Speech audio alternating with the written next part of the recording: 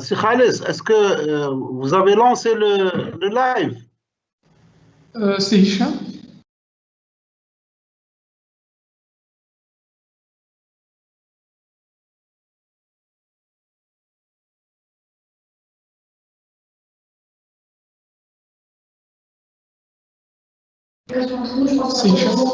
C'est Hicham, est-ce que vous avez lancé le live?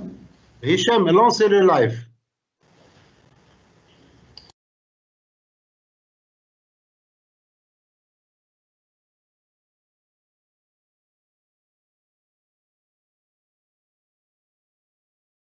On va attendre un peu. Monsieur Blouali s'est lancé, on va attendre un peu le temps que les autres arrivent. اللي بغيتي دوي انت الاول un mot de bienvenue. Bon, si vous voulez, Monsieur Blouali, si vous voulez, D'accord. allez-y. Hein. Il faut attendre un peu, je pense.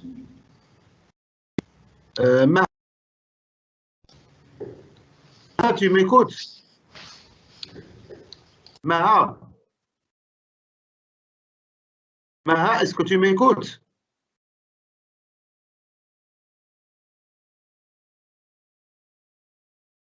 Maha,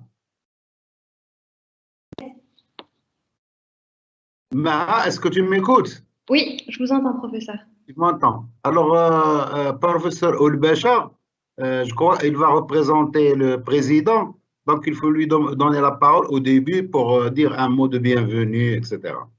Ok. D'accord. Professeur Oulbecha, tu le connais, c'est le doyen de... Bien sûr. Donc, on attend encore quelques instants qu'il y ait un peu plus de participants et je pense que Hicham peut lui envoyer directement une invitation pour qu'il puisse se connecter. Tu lui dis s'il te plaît.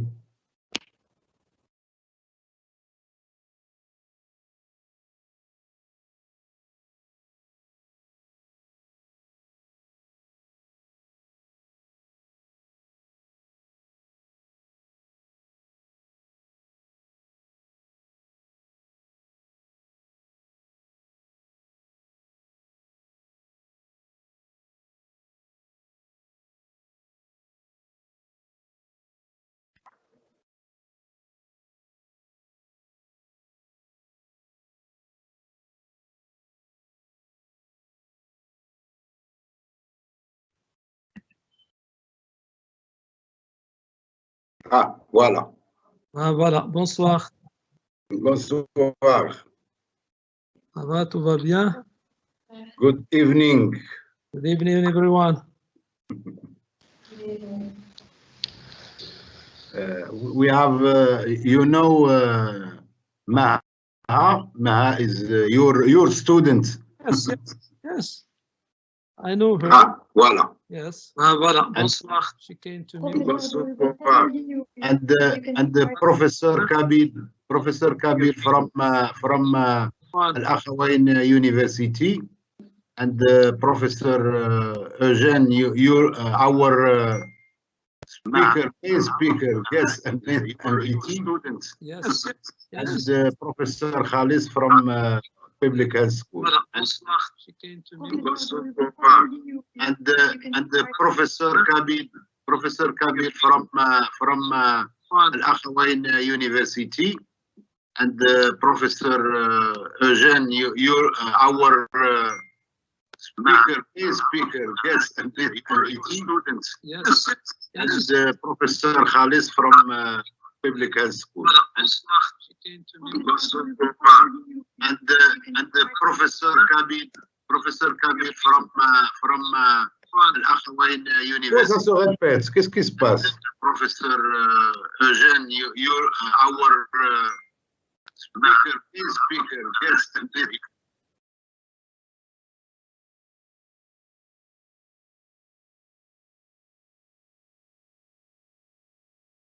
Smoke. I think the problem is solved.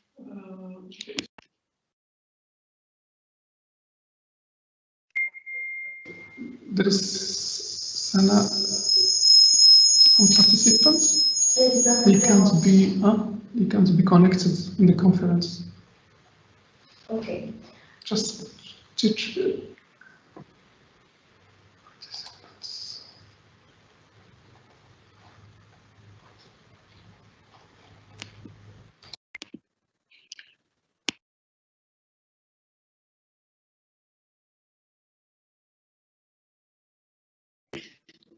I think some participants cannot access the link, so we'll try to solve it and then we can start. Some participants cannot access to the conference. They are sending. Okay, now Yes. it's okay. So we'll try to solve it and then we can start.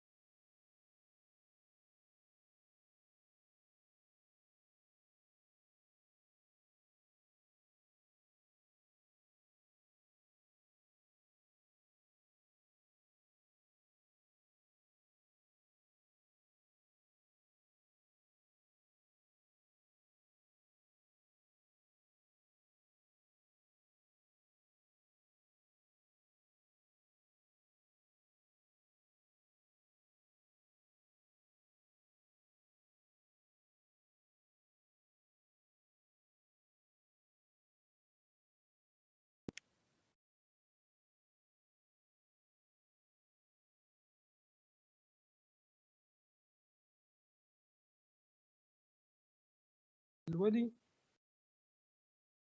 الولي. Oui. Alors, on commence ou pas encore? We can start. Maha, on peut commencer. I suggested that we start. Professor Khalid said we should wait another 2 minutes so that participants. We can start? Okay. Yeah, we can start. Thanks.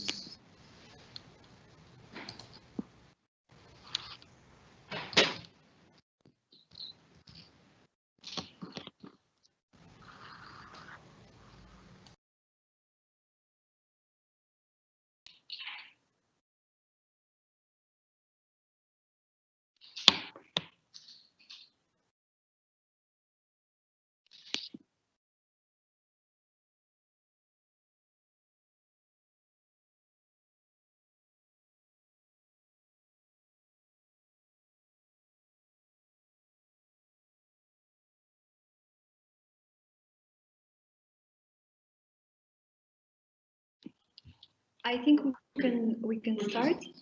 So again, good evening all. Thank you for joining this DigiTalk. First, I would like to thank our distinguished guest, Professor Richardson, for accepting our invitation. Welcome to Mohammed VI University of Health Sciences again. I would like to welcome Professor Qabel as well from Al Akhawain University. Thank you again for creating this opportunity. Finally, I would like to thank the International Public Health School of Casablanca, the Faculty of Medicine and the Center for Innovation, in the person of Professor Nijari, Professor Bilwali, Professor Ulbasha, Ms. Benhamou, and Professor Khalis, who will be joining the discussion as well. Bonsoir à tous, bienvenue dans cette nouvelle édition du DigiTalk UM6SS. Aujourd'hui, nous accueillons Professeur Richardson de l'Université d'Harvard, Professeur Qabel de l'Université Al-Akhawain et Professeur Khalis de l'École internationale de santé publique, ainsi que Monsieur le doyen Professeur Bilwali et Monsieur le doyen Professeur Oulbasha.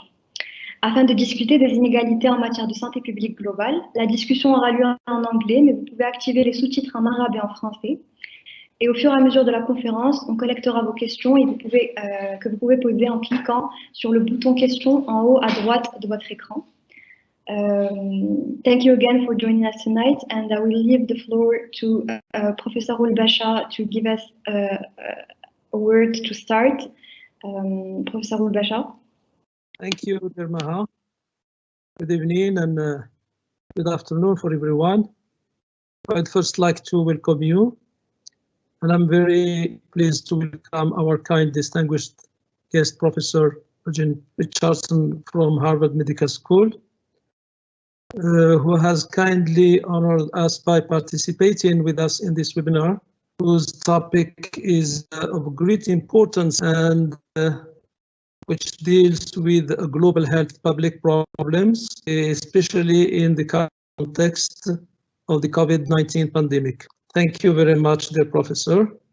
I'm very honored to participate with you in this webinar. I would also like to thank and congratulate our young medical student, dear Maha Namawi, who came to see me and to tell me about this webinar, and I quickly responded positively by directing her to the team of my friend Professor Bilwali, Director of International School of Public Health at our university, who has an extensive experience in the field of public health. Thank you, my friend, for your positive reaction by agreeing to participate and host this webinar with your team, whom I also thank them and congratulate for their commitment through the quality of their work and their participation in teaching in our Faculty of Medicine. Are very kind. I would like to thank also Professor Kabil from Al Akhawain University. And also I'd like to welcome all the participants and guests who are attending this video conference with us, and tell everyone Ramadan Kareem. Okay, dear Maha, without delay, then I give you the floor to your our medical student to moderate and animate these debates. Congratulate you once again. Thank you. Thank you. Thank you, Professor Olbasha. Thank you for your kind words. So thank you again all for joining us tonight. The core topic that we will be discussing is inequalities in global public health. Throughout the professor's interactions, I will be collecting your questions that you can ask, of course, in French or Arabic. We will be translating. Professor Khalis, who is an assistant professor of epidemiology at the International School of Public Health, will be presenting Professor Richardson's biography, and then Professor Kadel will be presenting the book that Professor Richardson recently published in MIT Press. The title is Epidemic Illusions and the Coloniality of Global Public Health. Again, thank you, professors, for making the time to be with us tonight. Professor Khalis, I will leave you the floor to present Professor Richardson. Thank you so much, Mrs. Maha, for your kind introduction, and thank you, Dr. Olbasha, for the word to start. Yeah, it is my great pleasure to welcome all of the participants and in this conference, and we hope enjoy it. First, I would like to thank the staff of the communication and the innovation departments from our university for the organization of this event. Dr. Richardson, thank you so much for accepting our invitation, and it is an honor and pleasure to give this lecture in our university. First, let's introduce quickly Dr. Richardson. Dr. Richardson received his MD from Cornell University Medical College and his PhD in anthropology from Stanford University. He completed residency in internal medicine and a fellowship in infectious disease and geographic medicine at Stanford University Medical Center. Currently, he is an assistant professor of global health and social medicine at Harvard Medical School. Dr. Richardson previously served as the clinical lead for the Partners in Health Ebola response in Kono District, Sierra Leone, where he continues to conduct research on the social epidemiology of Ebola viral disease. He also worked as clinical case management consultant for the WHO Ebola response in Benin Democratic Republic of the Congo. More recently, he was seconded to the Africa CDC to join their COVID-19 response. His overall focus is on biosocial approaches to epidemic disease prevention, containment, and treatment in sub-Saharan Africa. As part of this effort, he is a chair of the Lancet Commission on Reparation and Redistributive Justice. Dr. Richardson has many publications in the field published in high-index journals, and he recently published a very interesting and exciting book, as said by Maha, entitled Epidemiology on the Congruity of the Global Public Health, which published a few months ago by the MIT Press. I give the floor to my friend and colleague from Akhawin University, Dr. Kabul, who will give you a brief summary of this book. But I would like first to thank him to be with us in this conference and for connecting us with Dr. Richardson. The floor is yours, sir. Dr. Kabul. Thank you very much, Professor Khalis. Thank you, Professor Ulbasha, for the introductory welcoming words. Thank you, Professor Bilwali. Thank you, Maha. I am very delighted to be here tonight, and it's my great pleasure to say a few words about Professor Richardson's book. This is a remarkable achievement. That's the least that one can say about this book. It's a tour de force in the sense that, at least to my mind, and I wrote a review of this book for a journal. This book represents to me what a critical practitioner in global health embodies, and this kind of intellectual embodies two things. They embody a commitment to a certain socially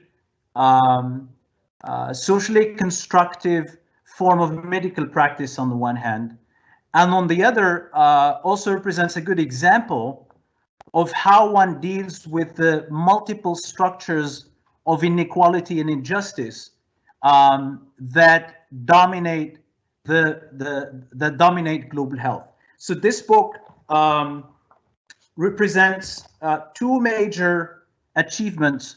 One is that it embodies a critical attitude towards one's discipline.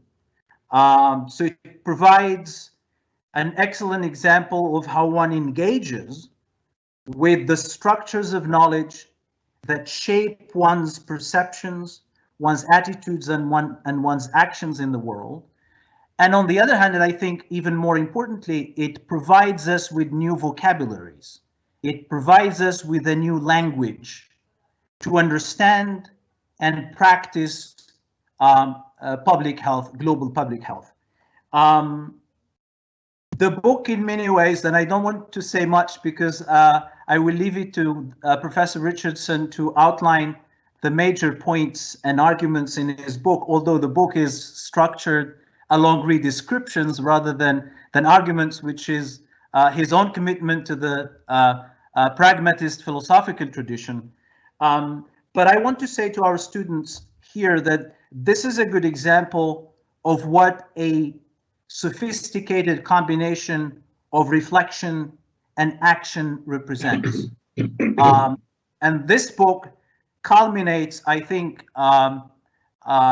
two outstanding trajectories in Professor Richardson's life, his own life as a practitioner, and also his own life as an intellectual. And this is precisely the very spirit that animates this book.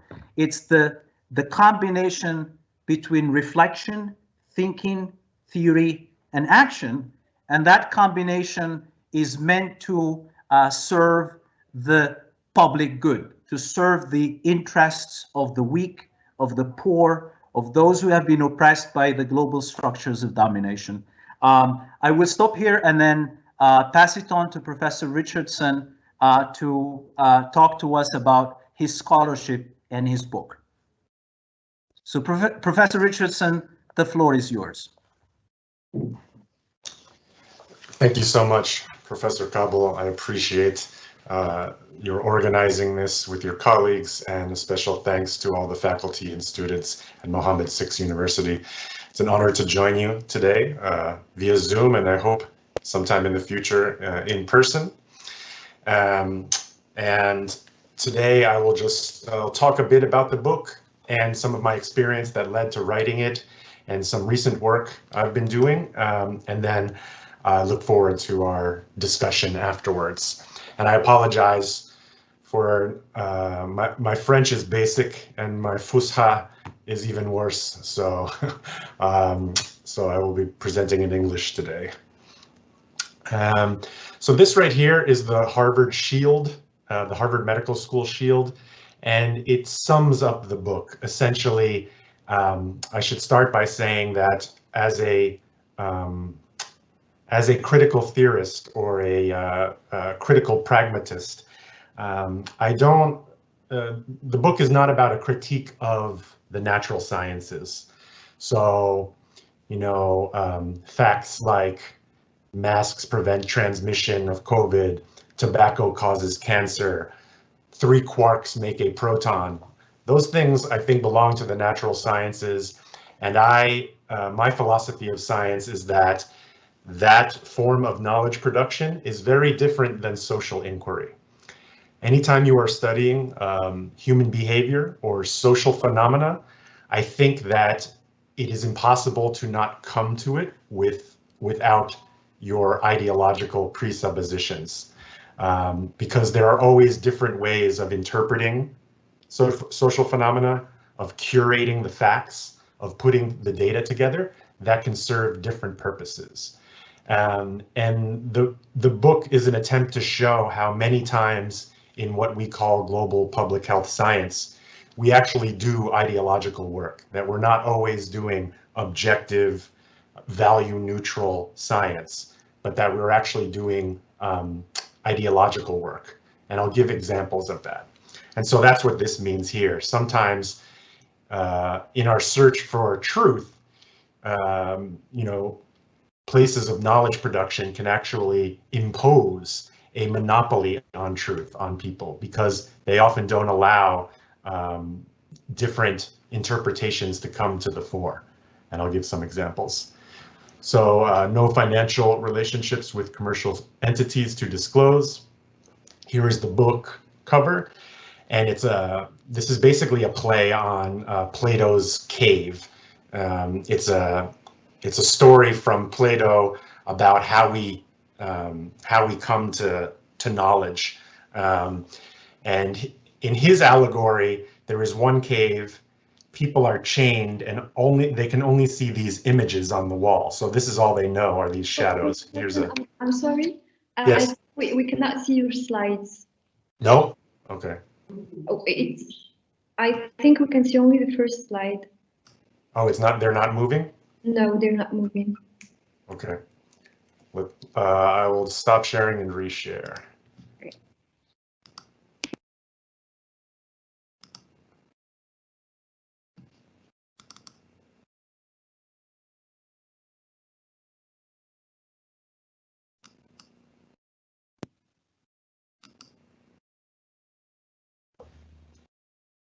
Okay, now it's working.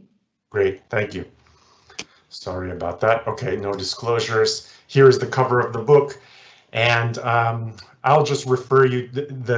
One of the chapters or redescriptions goes into why this is, I think, an interesting exploration of how we produce knowledge, but I won't take the time for it here. It's chapter 2. What I'll talk about today is varieties of experience that led to the writing of the book. So here I am working on Ebola in Sierra Leone. This is in the Congo, where personal protective equipment included bulletproof vests because of the armed violence there. And then this is what I was wearing earlier this week at the hospital in Boston to take care of our COVID patients. But I'd like to start with a story of where I worked for Atiba Bila Hudud, or Médecins Sans Frontières in Sudan, before it was 2 countries. And this is even before I went to medical school. I ran the lab at this field hospital. Here's the lab, and here's all the wards, and here's our team. Here's where we stayed. Here is inside the hospital, so the patients and bed nets, the nurse, the chart. But this experience is what got me started thinking about this double-edged sword that is humanitarianism, the aid world, and global public health. Because if you remember in the early 2000s, there were the paramilitary groups were burning villages and moving people south so that the Chinese could do the oil exploration, and they were sending the oil via pipeline to Port Sudan. And we were taking care of all the people at an internally displaced persons camp in the south. And I became friends with some of the doctors from Khartoum who were at a military garrison. And they told me that the Médecins Sans Frontières, the mission was part of their military strategy, that they had invited us because we were helping them move these individuals from the oil areas. We were taking care of them with the hospital. We were paying them salaries to be nurses. And many of those people were not joining the SPLA, the Southern People's Liberation Army, because we were, in a sense, diverting them. And so it got me thinking, wow, I was, very naive at the time and did not know that, humanitarian work could be used for political purposes, for the purposes of civil war. I mean, I should have known. There was plenty of stories from, Biafra back in the 70s in Nigeria, from the Hutu rebels setting up camps in the the Médecins Sans Frontières camps in Congo. But I hadn't read about that at this time. And soon after that, though, I started reading about it and learned that, even as far ago as the 1960s, someone like Kwame Nkrumah, the first president of Ghana, was saying, be careful about aid. Aid is a revolving credit where global North countries will give a little bit to disguise what they are taking with the other hand. And that still continues to this day. I describe in the book how in Sierra Leone and Democratic Republic of Congo, which are both very rich countries, diamonds, gold, there's cobalt in DRC, extremely rich, but you would never know it because even today, about 93% of that wealth is extracted to global North corporations. And so what the book tries to do is, it's not an exploration of how aid or development plays a role in this extractive regime.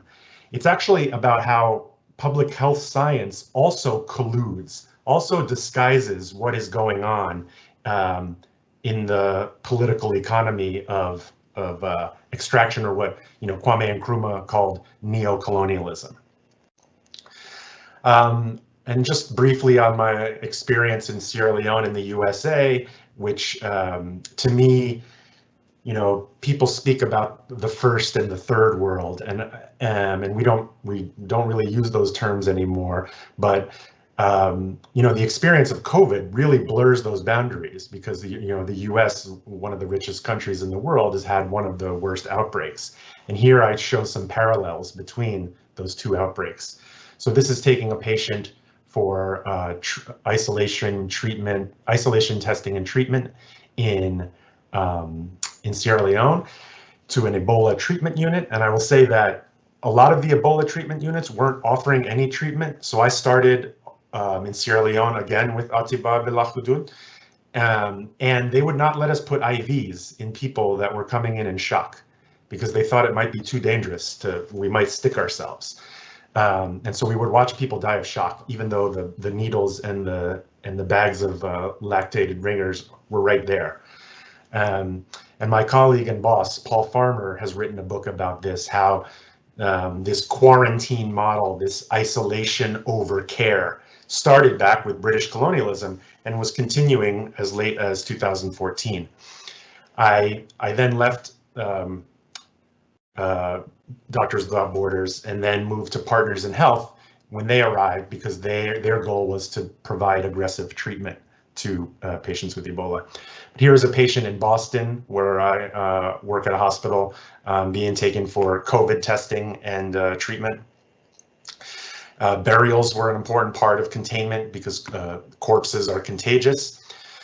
But this is what New York looked like last spring. So many people were dying of COVID, they had to bring refrigerated trucks to the back of the hospital, and they were just stacking bodies in the back of them because so many people were dying.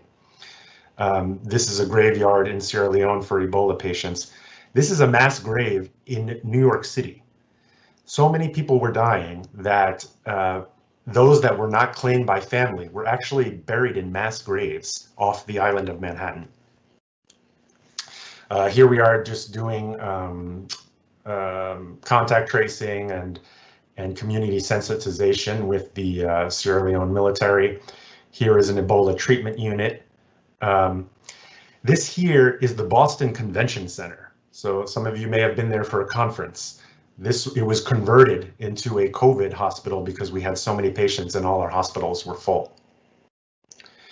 To contrast that with the Democratic Republic of Congo, 5 years later, we had a COVID vaccine, an Ebola vaccine, but many people in Congo were not taking it. And there is a chapter in the book where I discuss different reasons, different studies of why people were not taking the vaccine.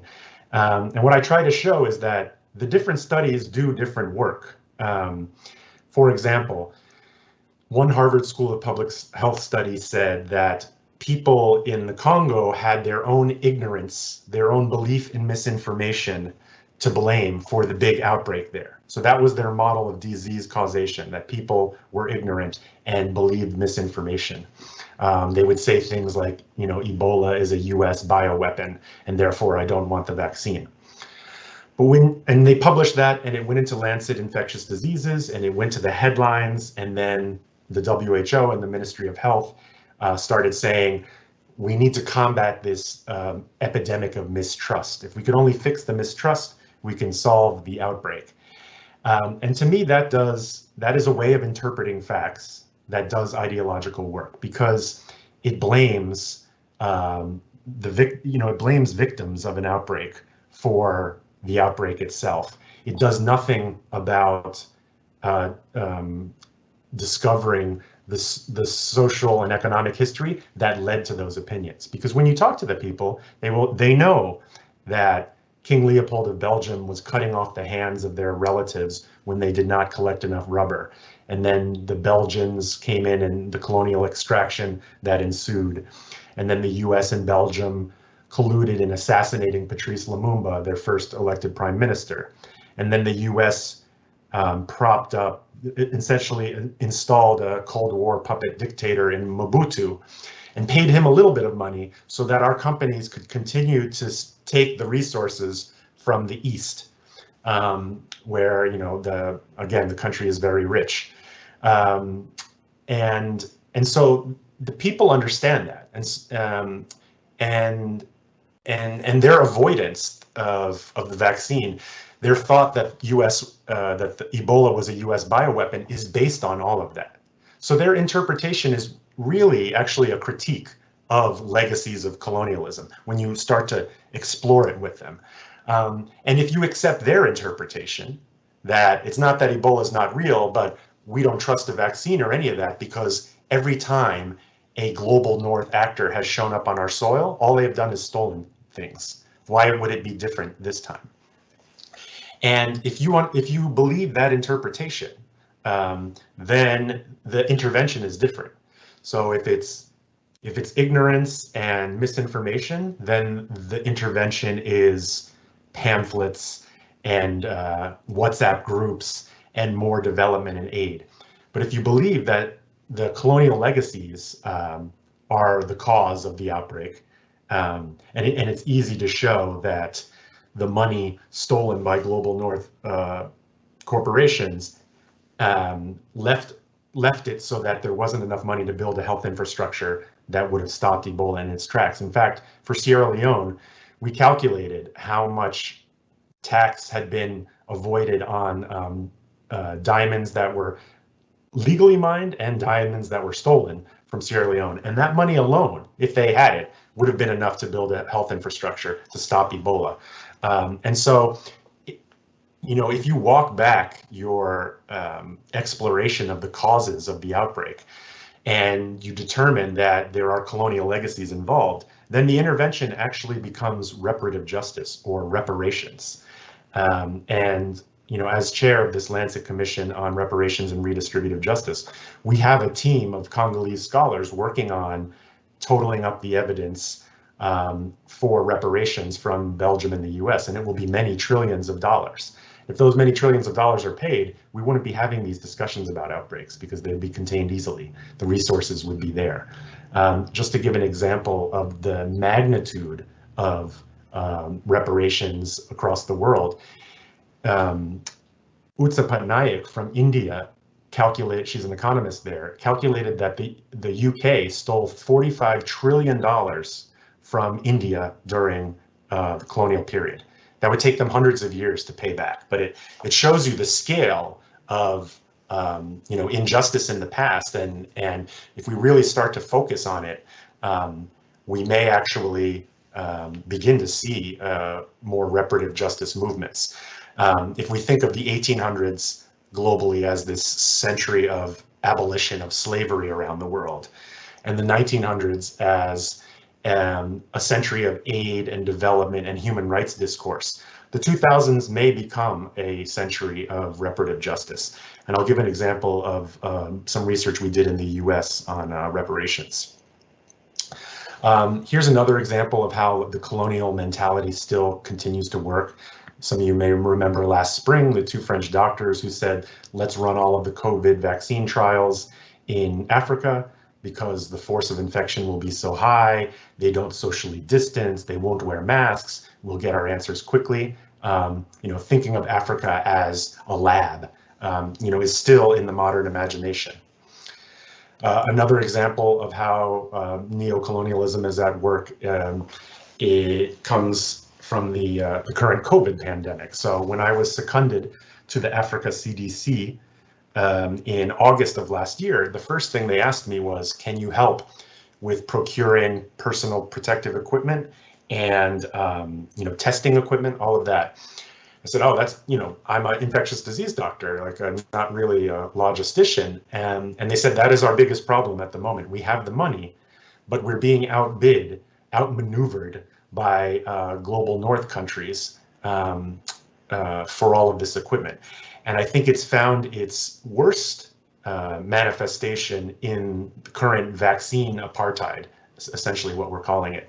Global north countries have purchased enough vaccines to vaccinate 245% of their populations.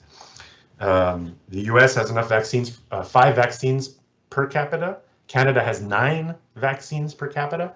So this hoarding of vaccines while the global south is suffering, look at the outbreak in India, is another example of kind of how colonial processes continue in the modern era. This is just about how care was better in DRC. We actually had these cubes where we would take care of patients, and so things did improve from Sierra Leone. So what I try to do in the book is convince the epidemiologists and public health scientists that, at least in the global north, that this aid and development model is based on the idea that our moral relation to the global south is one of as helpers or saviors. We worked hard and got all of these extra resources, and now it's our duty to share them.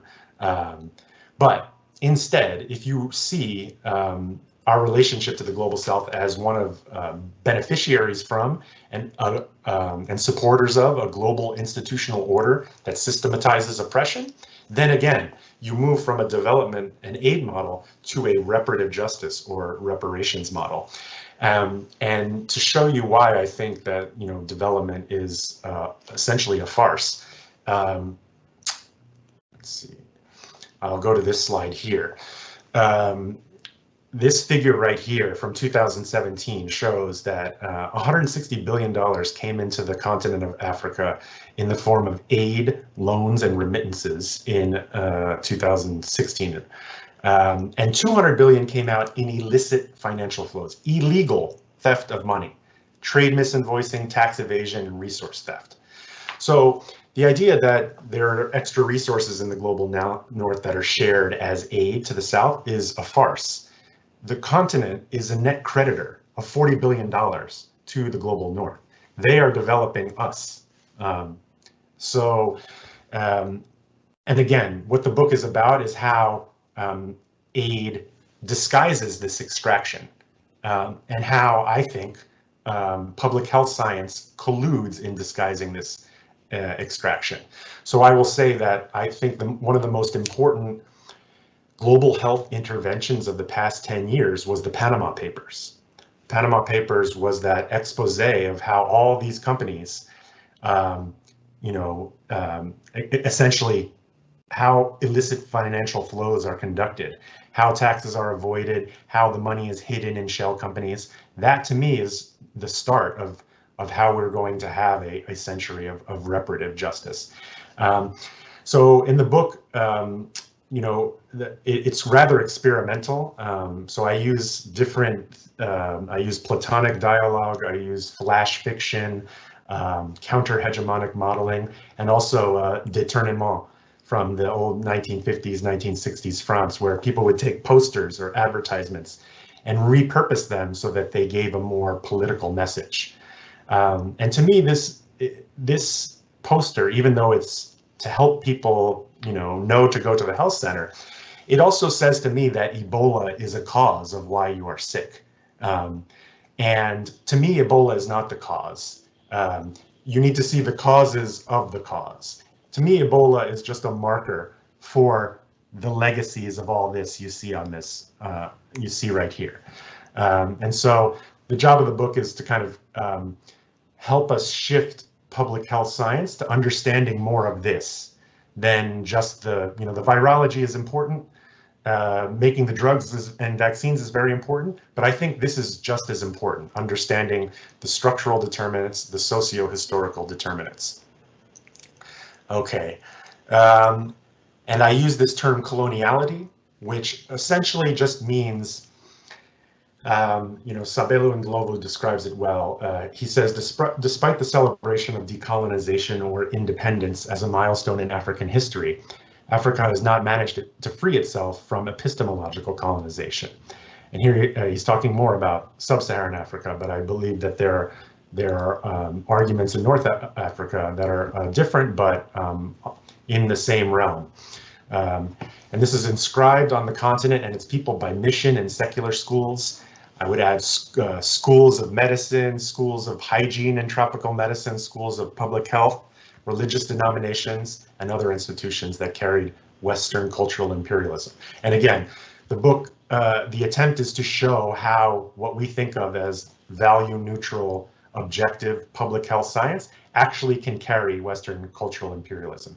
In fact, it's the same. I was inspired to write this book by Edward Said and Orientalism.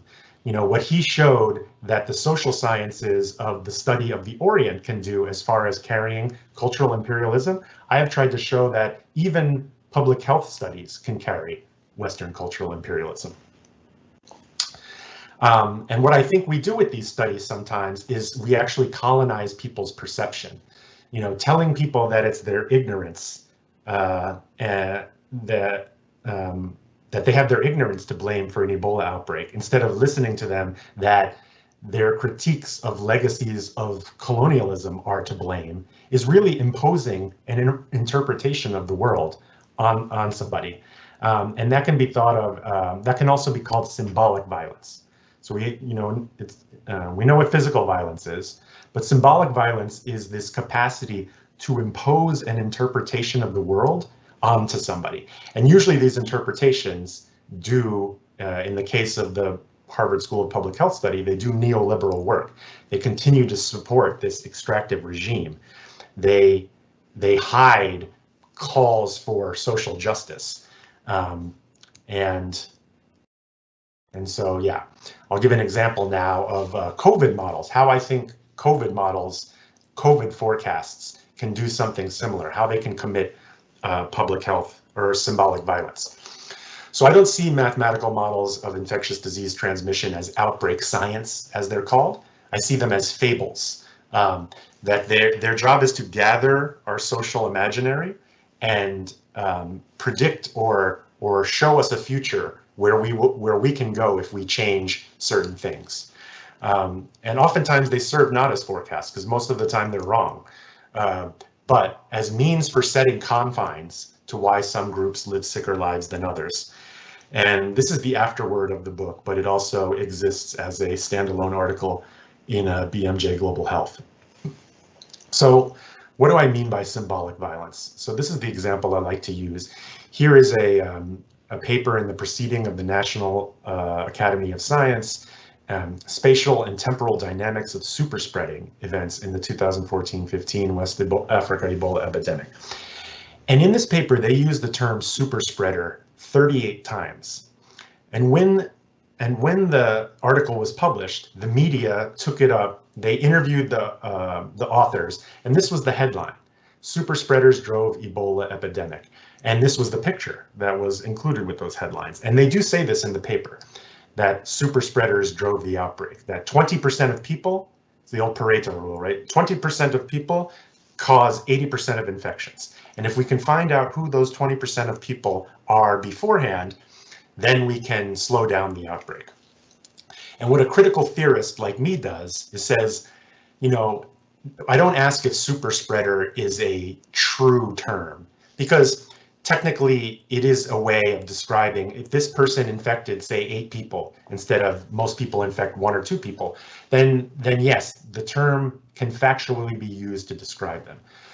But a critical theorist is interested in what kind of work does that category do? What does it mean? Like, what happens when you focus on the victim of a disease as a super spreader?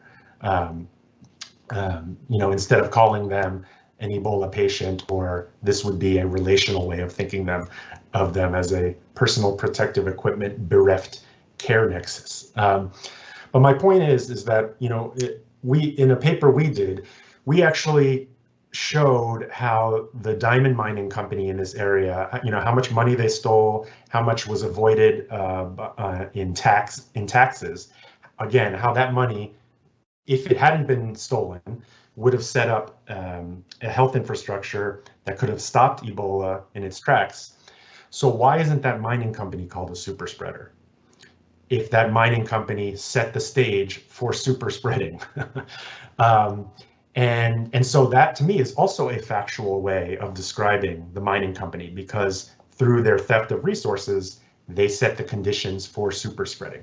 But no public health article will ever call the mining company a super spreader. They might say that's too political or too Marxist, but really what they're doing is just choosing how they want to employ that category. And if you employ it to describe him, you continue to support this neoliberal model, the extraction goes unchecked, and we have outbreak after outbreak. If you start to call the mining company a super spreader, things change. Then people start to you know, demand justice, whether it's reparations or you know, suing the company to get the resources that were stolen. And so this is the point. By changing how we represent phenomena in global health, we can actually change global health. We can change our approaches. We can go from supporting neoliberal modes of extraction to ones that are based in reparative justice, just in what we're doing in public health science. Now, this isn't, hopefully it finds its way to the policy level, but even at the level of what we're doing as epidemiologists, as public health practitioners, can have a justice component just based on how we choose our categories and our terms. So I think of epidemiology as a dispositif or Foucauldian apparatus. I have critiques of causal inference, big data, regression models, and epidemic modeling. And I'll end with a critique of some COVID modeling done by the Institute for Health Metrics and Evaluation, which has received over $600 million from Gates alone. Imagine a small epidemiology unit getting $600 million just to do global burden of disease study. And this is a good article in The Nation that talks about, are these billions, you know, the billions spread across global health organizations, do they distort public health data? And I certainly think they do. And here's an example. So the IHME put out COVID forecasts last spring, and they were wrong 70% of the time. So they were bad. They were just wrong. But they also, the plunging projections, the low forecasts were used by Trump to say that he was doing a good job. So they were easily co-opted as being ideological. And that's part of my point, is that forecasts, studies of social phenomena, they can always be co-opted for ideological purposes. But I would go so far to say as they are racist. So in the US right now, we are using a definition of racism that has been promoted by Ibram Kendi, which says that a racist policy or a racist analysis is one that either increases disparities or continues status quo disparities. And these forecasts actually continue status quo disparities, because all they say is wear a mask and socially distance, maybe close some businesses. And if we follow those, those interventions, then maybe we go from 500,000 deaths to 200,000 deaths. But in both scenarios, 3 times the number of Black people are dying from COVID, whether it's 500,000 or 200,000.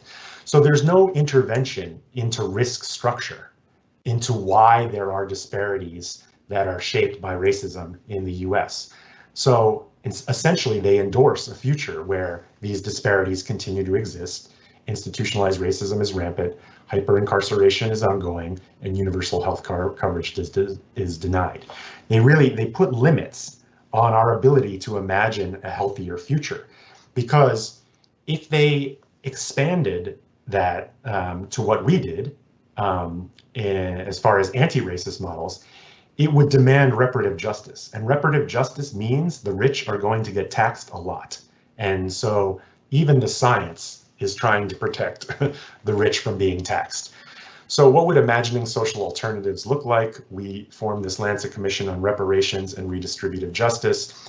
One of our first ancillary papers came out in February, Reparations for American Descendants of Persons Enslaved in the US and Their Potential Impact on SARS-CoV-2 Transmission. The wealth gap in the US between white people and Black people is $10 trillion. And so we trace that as a legacy of slavery, Jim Crow, redlining, which is where unfair housing markets, essentially, hyper-incarceration, lethal policing, all of these things have led to a situation where the wealth gap between these two groups is $10 trillion. If that money had been paid, say 10 years ago, to the 40 million descendants of people enslaved in the US, we essentially show that COVID transmission could have been reduced 30 to 60% across the country, across races, because of the way, usually transmission dynamics in a group are dominated by the highest risk group. So if you can intervene in the highest risk group, it benefits the population as a whole. And the way this would work is that we basically used Louisiana for our modeling, where the census data showed that Black people live in overcrowded housing. So just the inability to social distance increases the contact rate and therefore increases transmission in that group. Black people are also overrepresented in frontline work, which is the riskiest work for COVID transmission. And so we reasoned through, we used basically matrix transmission models. We showed that R0 could be reduced 31 to 68%, and that the benefits would be across racial groups. Essentially, the R0 starts around 4, but if there had been reparations paid, the start of the outbreak, it could have been down as far as 2. And how do reparations work? What are the mechanisms? They narrow the path-dependent racial wealth divide, changes in the built environment, fostering the ability to social distance. Frontline work is spread out across racial groups, and then decreased race-based allostatic load. So this study was picked up in like the national news, and since then I've received hate mail, very racist, horrible hate speech for daring to suggest that not even white Americans, that the government, but the hate mail obviously comes from white Americans, that the government should pay for what happened, hundreds of years ago, even though, people don't understand that the legacies continue. And we can discuss that in the discussion if you're interested, why I think I received so much hate mail. It's the same reason why people don't want vaccines in the US. So we can talk about that. Just one more critique of the Institute for Health Metrics. They put out these global burden of disease studies, which are very famous. Even the WHO has kind of hired them to do all of this. And my colleague at the Sayam Bimbola, who's the editor-in-chief of the BMJ Global Health, wonders if it's even ethical to publish these studies, because what they say is essentially that this study here says that the top 3 reasons for mortality in the global south are alcohol, tobacco, and hypertension. They really give very downstream descriptions of why people, of how people die in the global south. And to me, that would be very similar to saying, because their job, what they say their job is to improve the health of the world's populations by providing the best information. So I use the example of if they existed 200 years ago and they went to the plantations, the American slave plantations, and found and just totaled up, okay, this slave died of hypertension, stroke, this one of coronary artery disease, this one of untreated diabetes. Okay, you have your information on how they died, now their health is improved. There's no analysis of power. There's no analysis of the system that causes people to, not live as long, that causes 5,000 to 10,000 children to die of preventable diseases every day on the continent of Africa alone. And so with no analysis of power, they don't give us insight into where we can intervene in those power structures.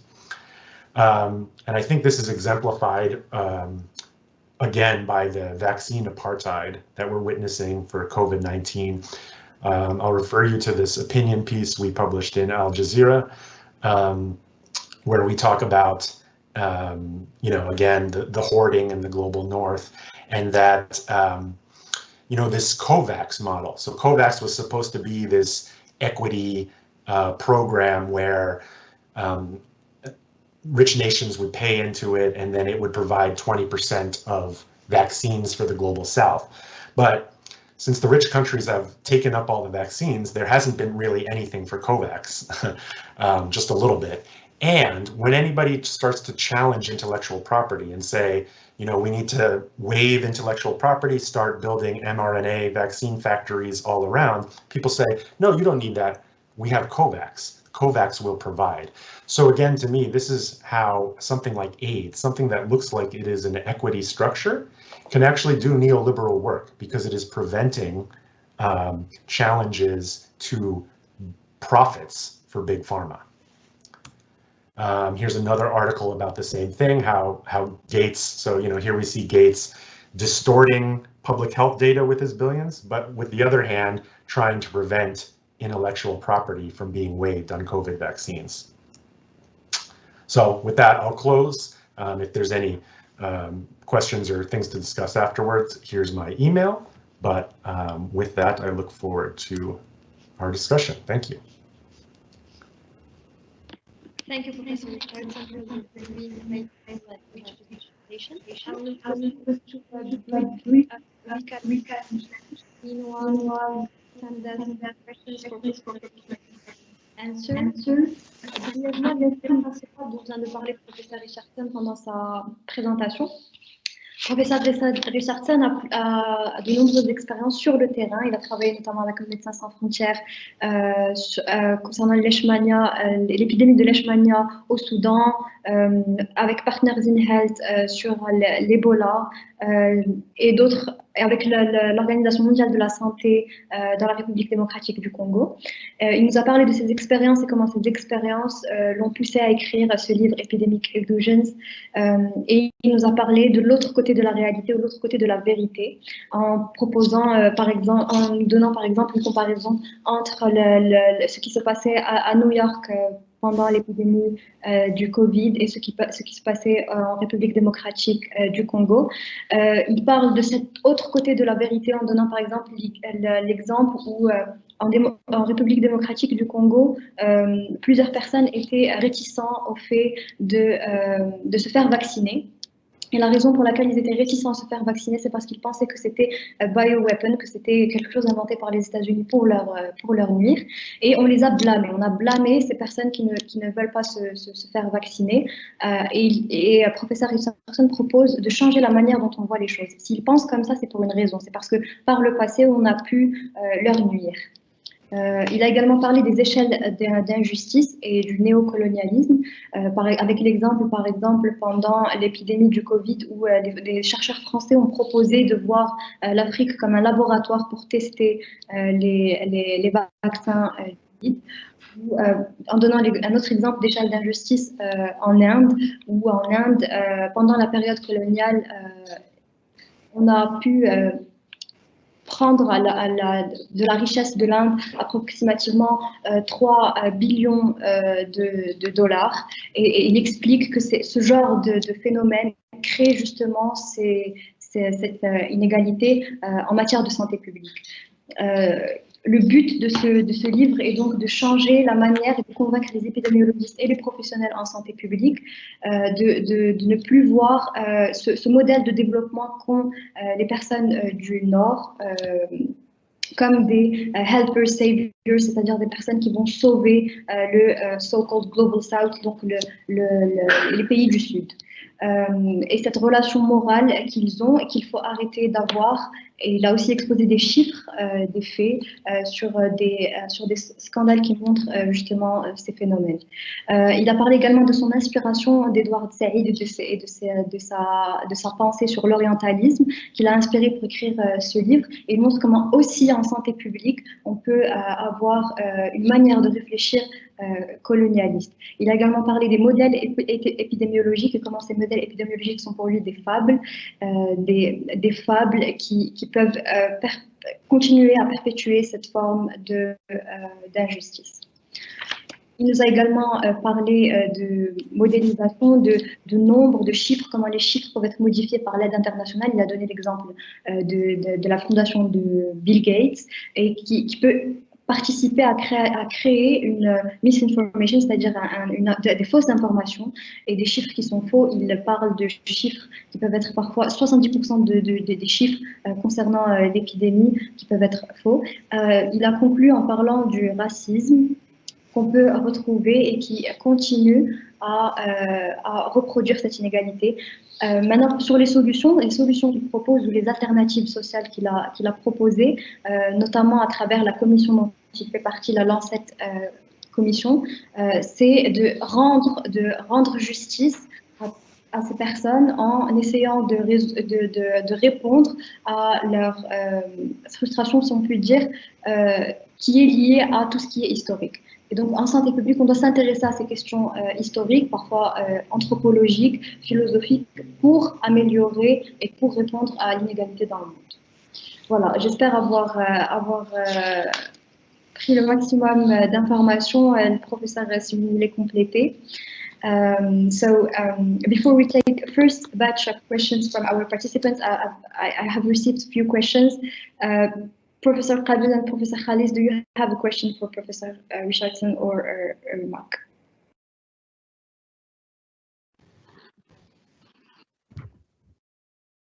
Okay. I can start the discussion. Thank you so much, Dr. Richardson, for this exciting and interesting presentation. One question in the topics of it's to put this topic in the context of COVID-19 and the vaccination, and we talked about COVAX. I am wondering about your opinion regarding the current distribution of COVID-19 vaccine between countries. I think that the inequalities is very shown regarding the distribution of the vaccine. But my question is, this can be considered as a real inequalities or normal attitudes among Western countries that are very impacted by COVID-19. Basically, I think that is normal that countries with high COVID-19 mortality rates like UK or US keep the vaccine for their people instead to send it to countries with low or with low or no mortalities like some countries in Africa. Yeah, thank you. Great. Yes, thank you for that. You know, that if they weren't hoarding, if the US hadn't purchased 5 vaccines per citizen and Canada had purchased 9, you might say, okay, they have big outbreaks and they have the money, and this is where some of the technology was invented, so how can you blame them? But there's 2 things I think that argue against that scenario. One is that yes, they are taking much more than they need, so that is immoral, and it's actually going to hurt the global response, because as the variants develop in the global south, they'll just come back to escape vaccines in the north. But my biggest problem was that even a year ago, before we had made the vaccine, we knew that we weren't going to be able to produce them fast enough. And once the mRNA technology was showed to be effective, people started saying then we need to build new facilities so that we can produce all of this vaccine. And they said no. As early as September, South Africa and India went to the WTO and said, we need to get the TRIPS waiver so that we can start to produce these vaccines. And the rich countries said no. Bill Gates supported them, even gave them like talking points. And so where that leaves us 6 months later, more than that, 10 months later, 7 months later, we're that much further behind in production. India, people are dying. The outbreak there is horrible, and they're one of the best vaccine producers in the world. They could have been well ahead of producing mRNA vaccines. So that people are making the changes now. The Africa CDC just had a conference 2 weeks ago where they are prioritizing building mRNA vaccine facilities around the world. So this will help maybe at the end of the pandemic and for future pandemics, because the beauty of the mRNA vaccine is that you can make it in a week. You can sequence a virus in a week and make it, and so production can be very quick. So I actually think we will not have problems with future viral pandemics. I think we're going to have many mRNA vaccine facilities to produce billions of vaccines very quickly. But people knew this a year ago, or say 6 to 8 months ago, and we were stopped from moving in that direction because of global north countries trying to protect the intellectual property and the profits of big pharma. And so I think you can see that as a sort of profits over people approach that many people are dying now because of lack of vaccines. So I think it's a lot more than just buying what's available for your own country. It's buying much more than you need and then preventing other countries from manufacturing vaccines themselves because of some these notions of intellectual property, when even a lot of the intellectual property that went into it was public funded. So it is the same thing happened with HIV. Remember the fights about getting HIV medicines to sub-Saharan Africa, and for years they weren't allowing the generics to be produced and millions died. Finally, public opinion was enough to shame the companies. They allowed the generics to be produced. And now you can get a year's worth of HIV medicines for $100, whereas in the US it still costs $10,000. The same thing is happening here. But I think the public opinion is changing such that we will, in the next several months, I think, get the waivers. But it will be that many hundreds of thousands of people will have died during that fight.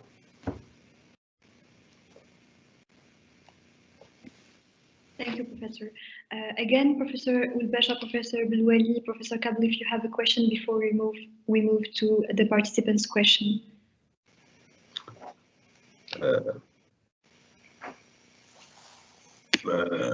Professor Ould-Basha, you want to floor or I will speak? Vas-y, tu peux poser des questions, puis après, moi, je vais faire un commentaire, une question. Okay. I don't have really a question, but just comment on our situation.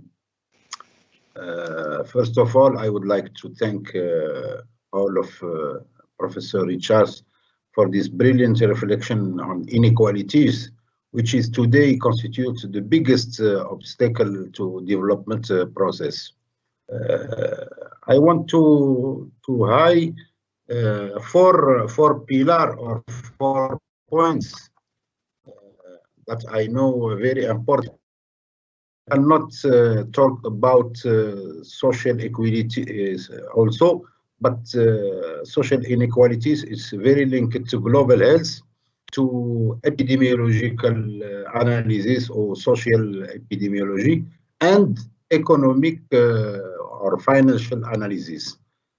As you know, social inequalities is the significant difference that are recorded within the same country or between different countries on the world. Social inequalities are determined by social circumstance and social determinants of health are the main cause of social inequalities in health. In public health, our big dilemma is how to target vulnerable groups and develop specific actions to this population. And in this area, we need to understand, as Professor Eugene say, the representation, the perception, etc. It's more sociological and anthropological aspects that we need to understand. To answer this question to vulnerable group, how to target them, now traditionally we are using epidemiology or social epidemiology to explore the social inequalities. We use indicators, morbidity, mortality, often disaggregated by urban area, gender, age, socioeconomic level, etc. And all of us, we know that since the 19th century, epidemics have hit the poorest populations.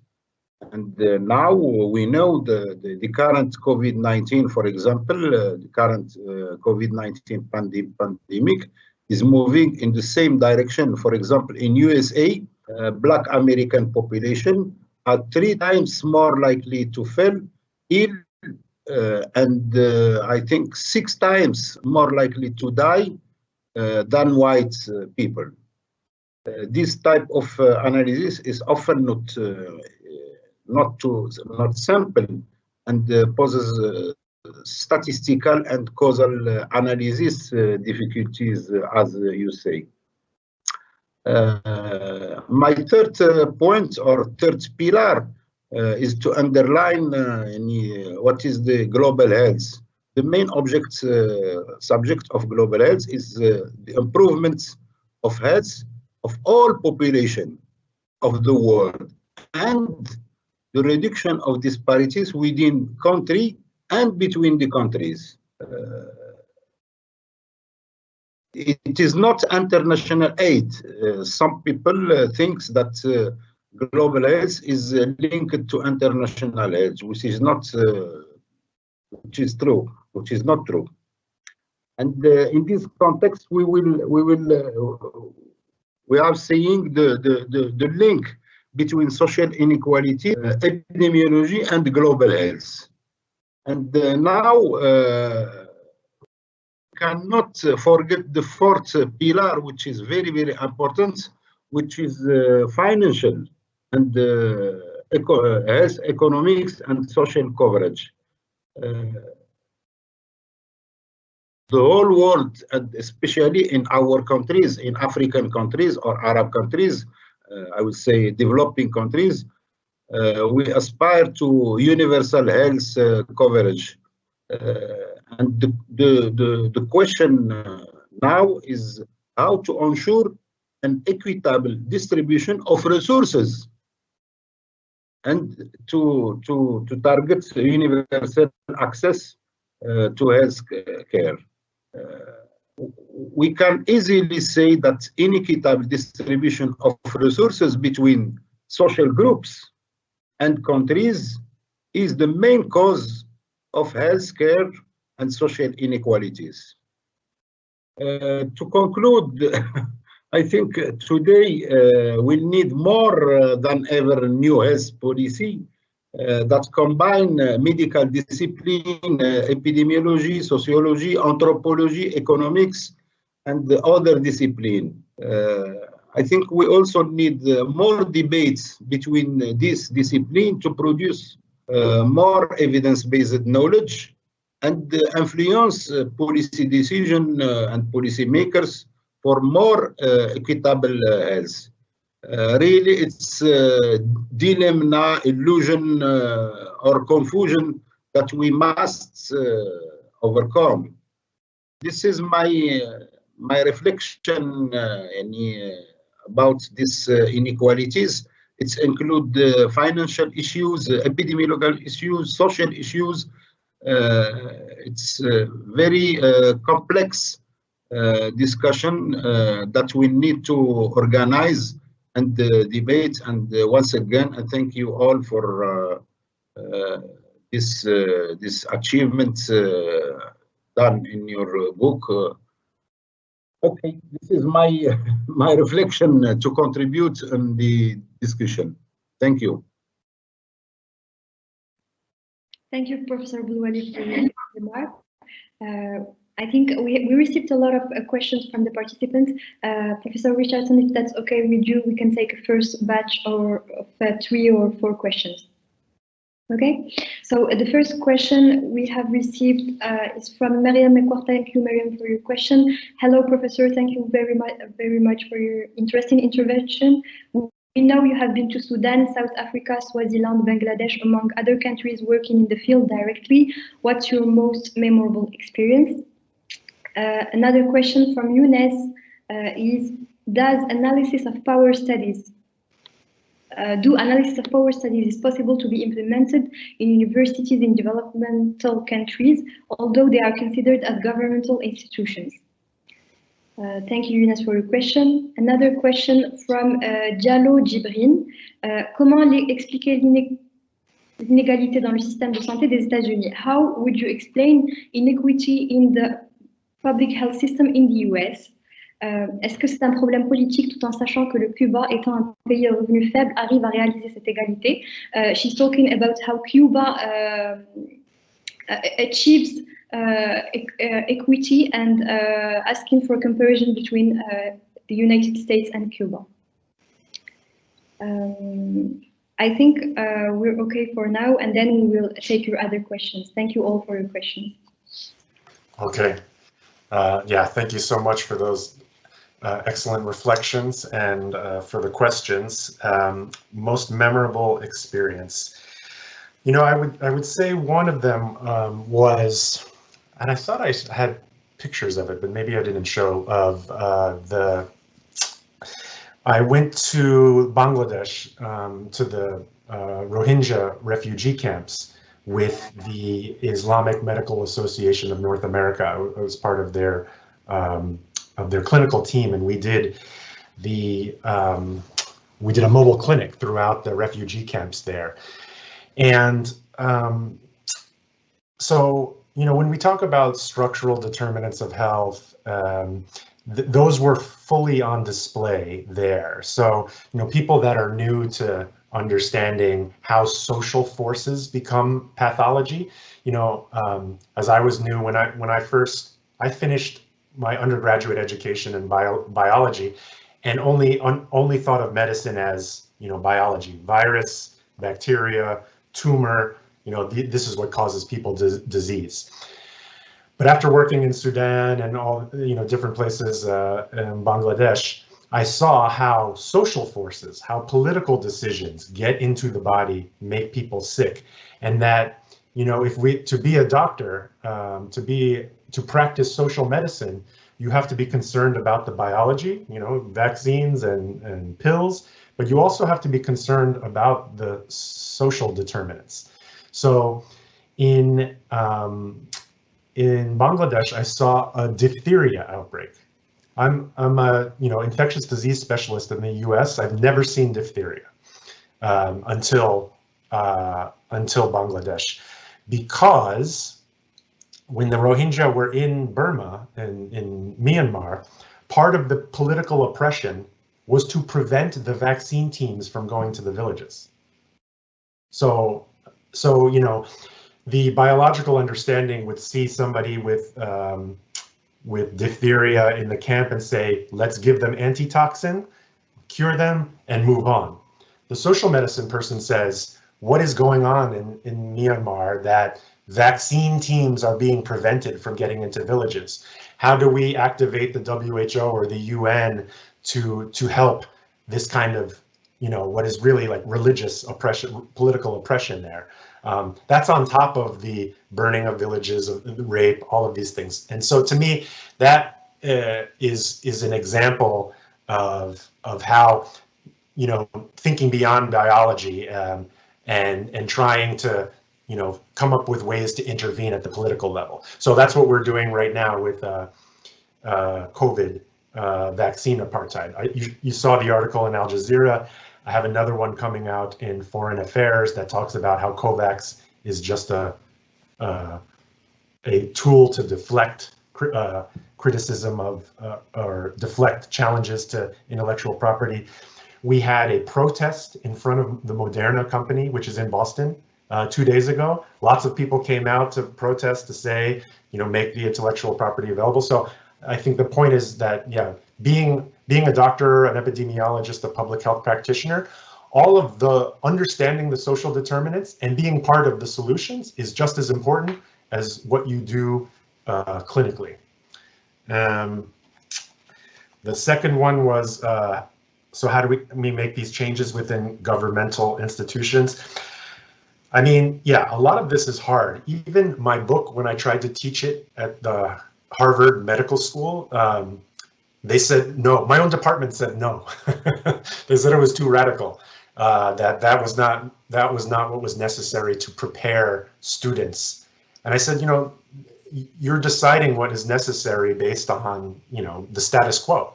That's the whole point of my book, to challenge this. And then luckily the School of Public Health said, why don't you come teach it over here? So at least I'll get to talk about it a bit. But so if it, you know, it's very hard to get some of these ideas across. And I think the best way is things like this. You know, we have conferences, we have networks. We, you know, sometimes you have to form your groups outside of the institution, outside of the medical school, and continue to work together through, you know, grassroots or advocacy networks. This Lancet Commission was one way of doing that, trying to get a lot of people from the mostly global South together to do this type of work, because I could have never formed it at Harvard. Harvard is a very, very conservative place. In fact, you know, the joke people tell about Harvard is that it's a small university attached to a giant hedge fund, which I'm starting to fully believe. You know, we have a $50 billion investment, a $50 billion endowment, which goes into fossil fuel, which goes into all sorts of bad things, and then just the little university next to it. We voted unanimously, the faculty voted unanimously, all of them, to divest from fossil fuel, and they laughed and walked away. They said, faculty have no input into what goes on at Harvard. It's only, and it's called the corporation. The people that run Harvard are called the corporation. It's amazing.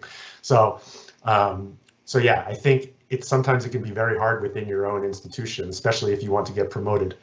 So, you know, finding your networks, like I think outside forming these solidarity networks is important. And then lastly, inequities in the U.S. versus Cuba. Yeah, all of these conversations that I'm involved in, they sort of all steer in the same direction. If you take what I'm saying to its logical conclusion, it's essentially everybody should become socialist. Because the only way to achieve equity in health is by getting equity in social resources. The US is one of the most unequal countries in the world, and that is why we have, it's economically unequal, but that's what leads to the health inequities, because it allows things like racism to thrive. Countries that you can even see it with the COVID outbreak. Who are the countries that have the worst outbreaks right now? It's all the unequal countries: India, South Africa, Russia, Brazil, the US.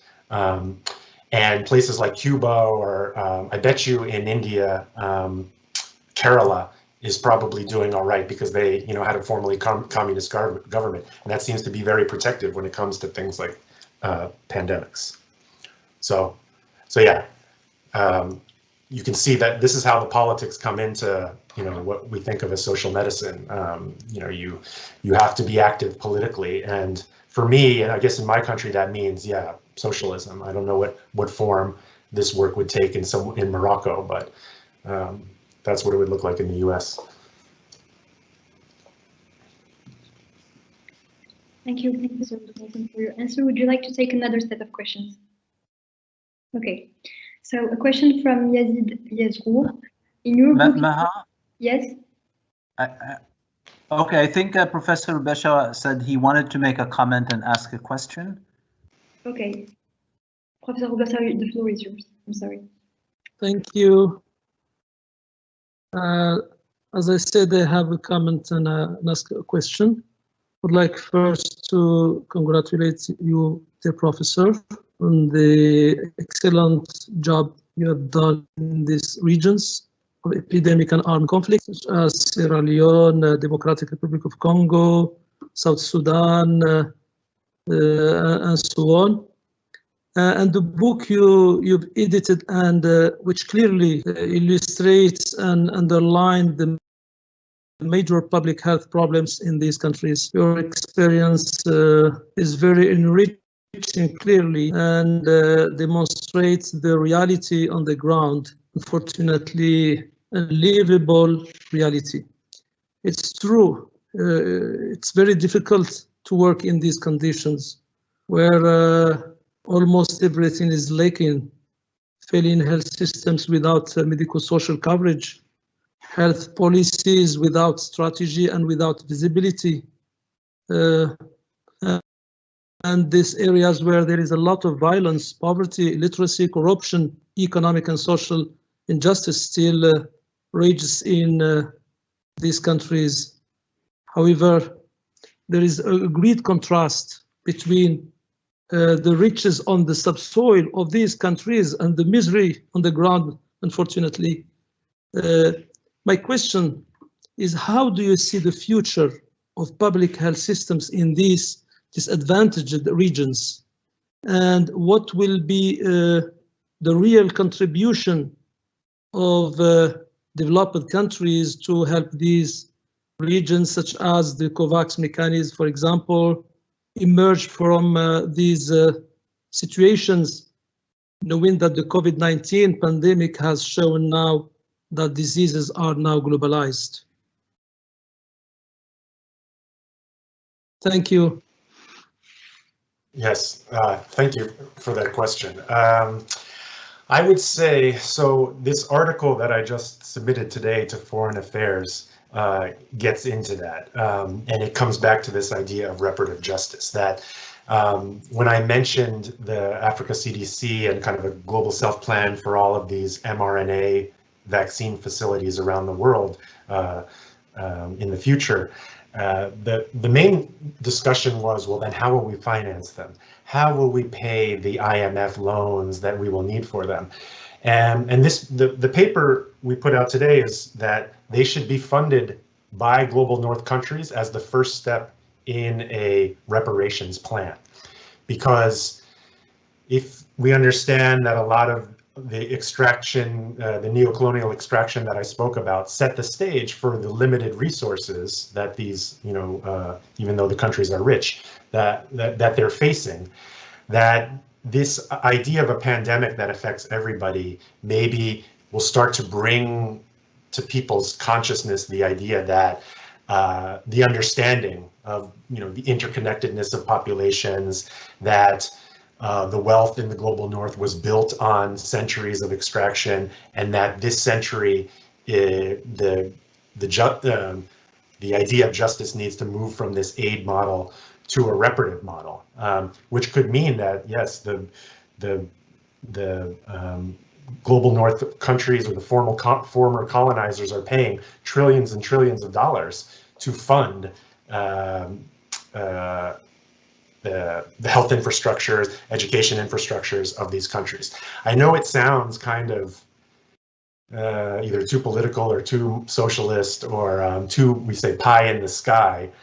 But I really think that over the next several decades that these reparative justice movements will become stronger. We can already see it in the US. For the last 20 years, there has been a resolution in Congress just to study reparations for people enslaved in the US, and it never went anywhere. And just a couple of weeks ago, it was discussed for the first time.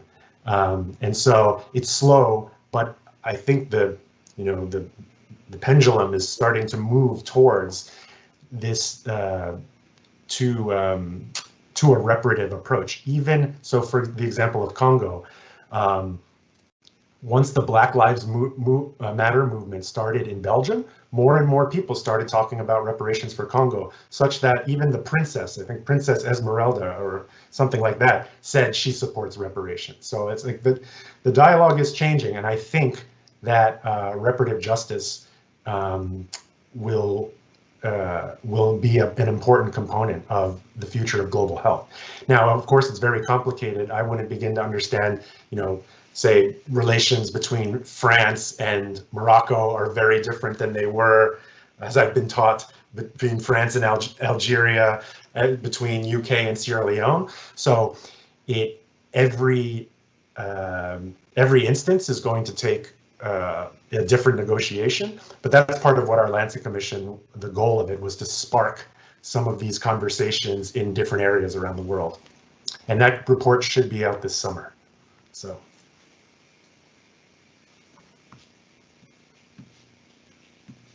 Thank you, Professor Richardson, for your answer, and Professor Belouali and Professor Oulbasha for your remark and interesting question. I think we should move to another set of questions. We have received quite a few. We'll take another 4 and then we'll see if we have time to take others. But first we have Ms. Benhamou from the Center of Innovation, who is thanking you for these great talks and saying congrats to all of the team. Thank you, Ms. Benhamou, again for helping us with this event. Another question from Eliazid Yazrour. He says, in your book, you talk about a hold on the imagination of the public, decision makers, planners, students, and scientists. How does one unhold luck on the imagination of students? Another question in that sense would be how irony helps in unholding luck. That's the first question. Another question from Ms. Hajar Wahid. A lot of research has proven the effect of social determinants on the health of populations, such as gender norms, for example, but the remaining problem is the implication of this data to improve care services and health policies on the part of the stakeholders. I think she's asking for your opinion about that.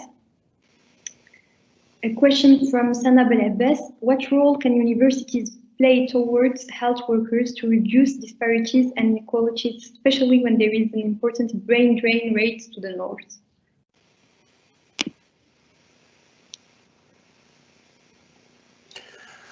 Okay, thank you for those.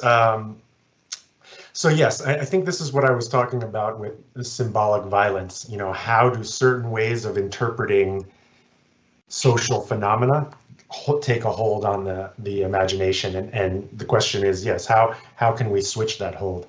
I will say that a famous anthropologist in the U.S., he's Brazilian, but lives in the U.S., he said to me, write your book more for the students, because because most of the professors I know are already set in their ways and set in the way they see the world. I don't necessarily agree with that, but I did try to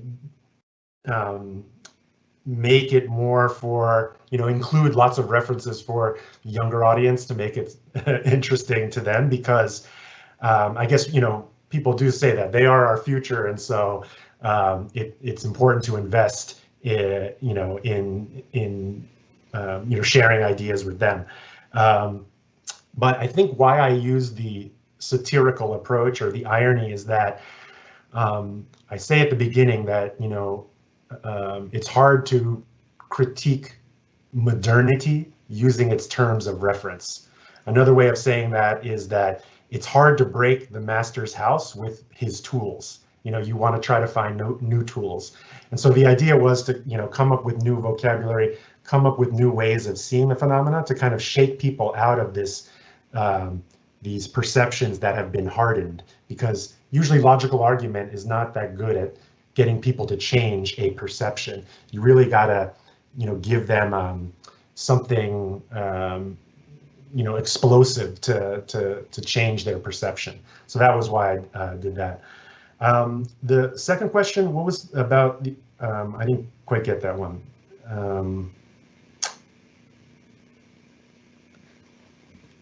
About the effects of social determinants on the health of populations.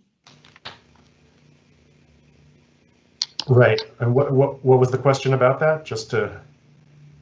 Hajar was asking about your opinion about the effects of social determinants on the health of population. Oh, yeah, I mean, and that's essentially, the book is about that too, how I've stopped really even seeing Ebola, or COVID as, more so Ebola because it is kind of, is really structured by past history.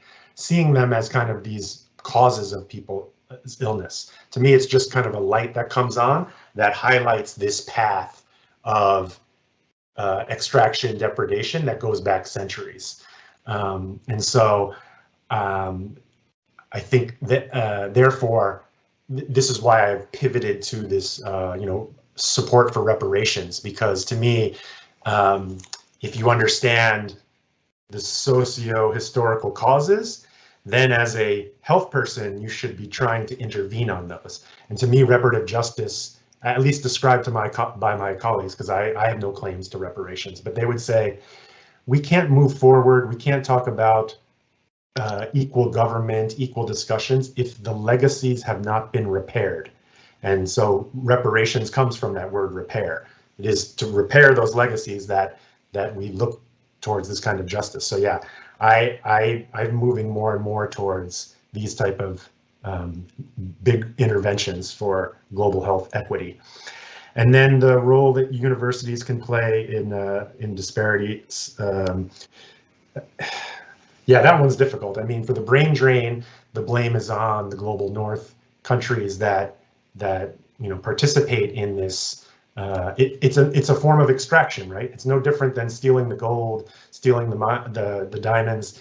It's stealing, at least in the U.S., like nurses.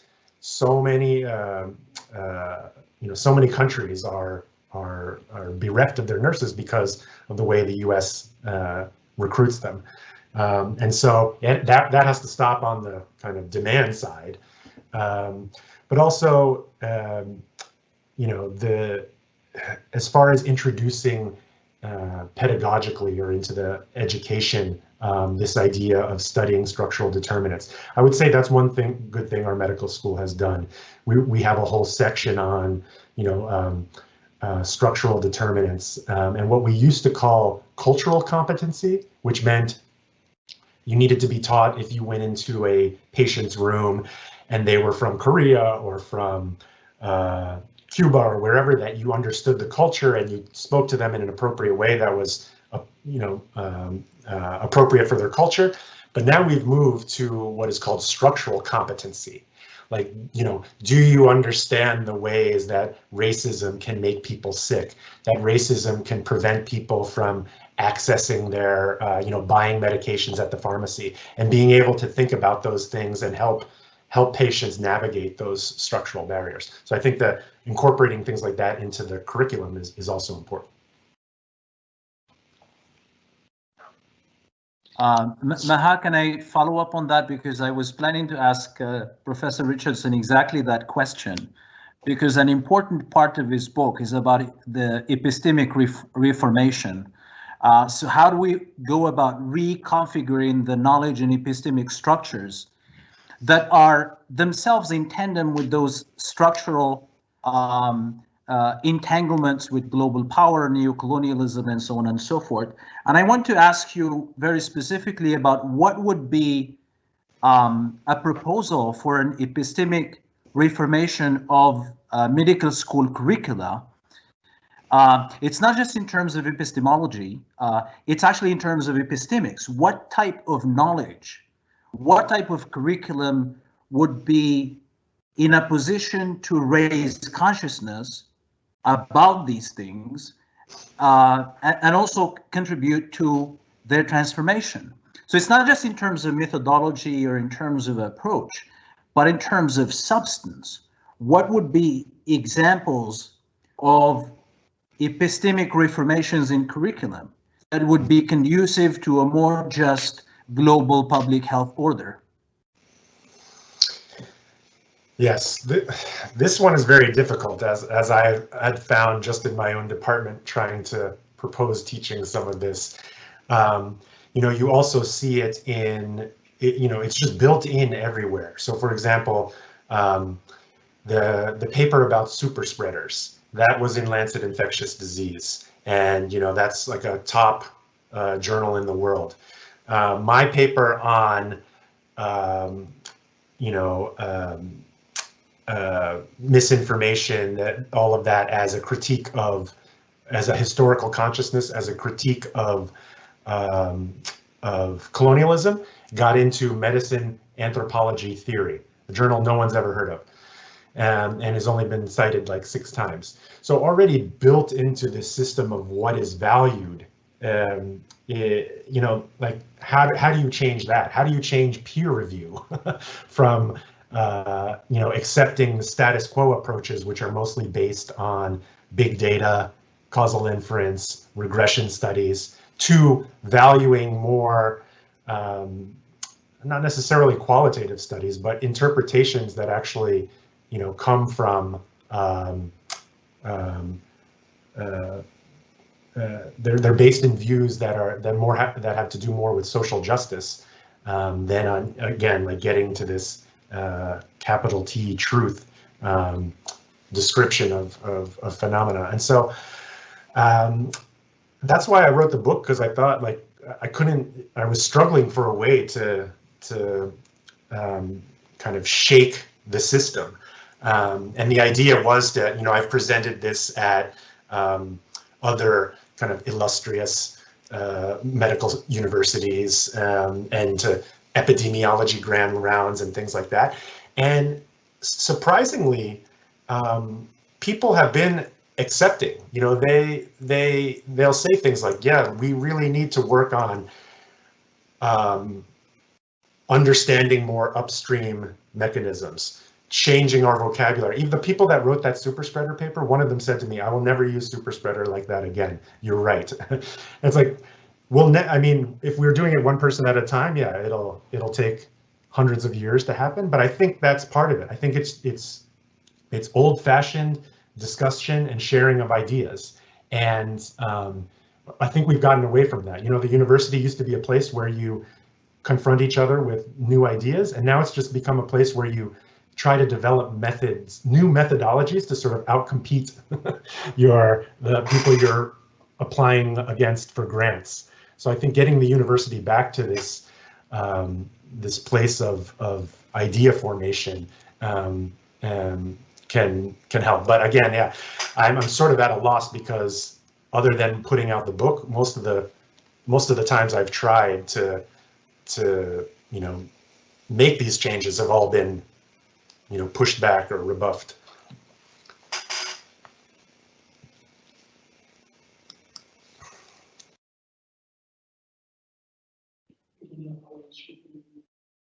Thank you, Professor Richardson.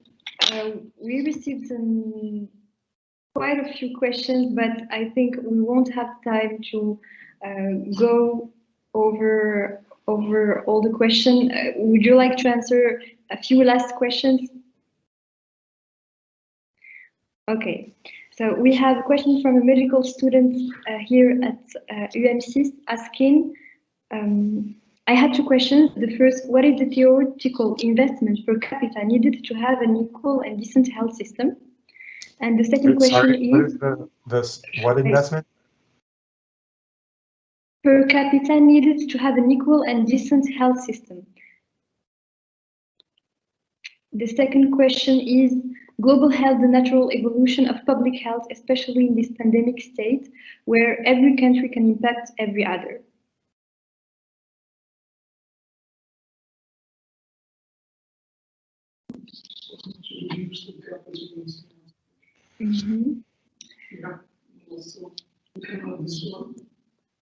A question from a public health responsible asking, as a responsible of public health, how can we limit or fight the inequalities, or how we can move on in order to reduce these inequalities?